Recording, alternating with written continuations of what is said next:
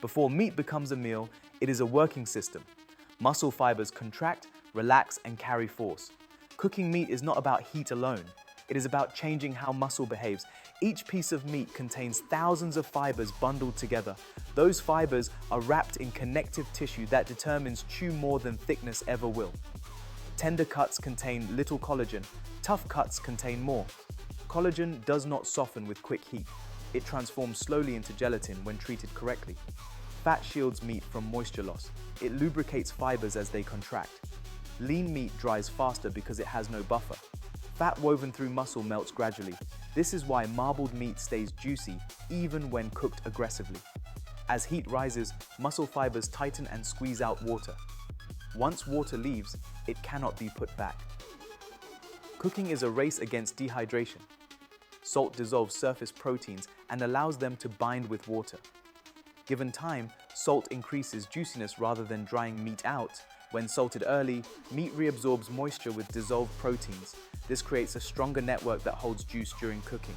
Salt added right before cooking enhances flavor, but does little for internal structure. Timing decides outcome. Meat cooks from the outside inward. Fast heat creates steep gradients. Gentle heat creates even doneness. Searing creates flavor, not moisture retention. Juiciness comes from internal structure, not surface crust.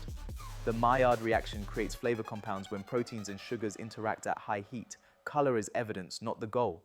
Turning meat too early breaks contact and delays browning. Stability allows reactions to complete.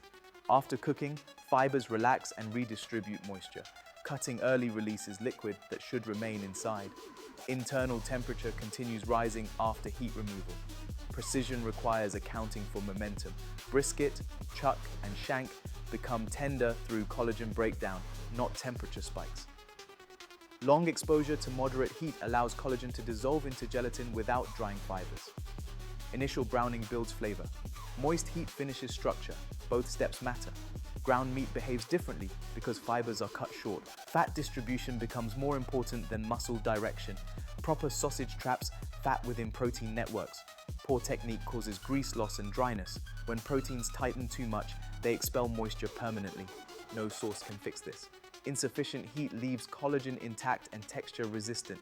Some cuts require completion, not caution. Bone conducts heat slower than muscle, protecting nearby meat and adding perceived juiciness.